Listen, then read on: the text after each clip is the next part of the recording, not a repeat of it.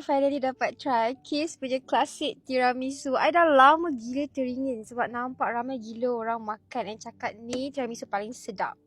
Bismillah.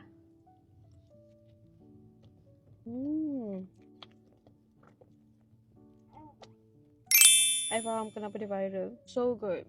Rasa manis, pahit, semua tu balance. Cream ni banyak weh. I macam pelik lah kenapa diorang jual dalam ni kan.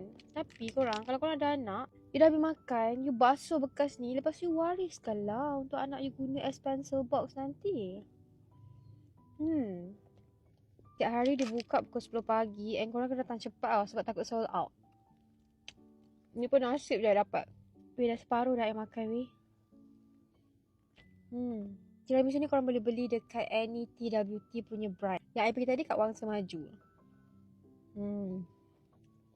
Ini sumpah boleh habis seorang. Tak payah share dengan orang dah. Ini makan tiramisu kat depan. Suami jaga anak kat belakang. Terus yang tepi-tepi kan. Banyak cheese dia. Dah habis. Wow. Habis. Kalau I makan seorang pun boleh habis. Ni share berdua. Memang lagi habis lah.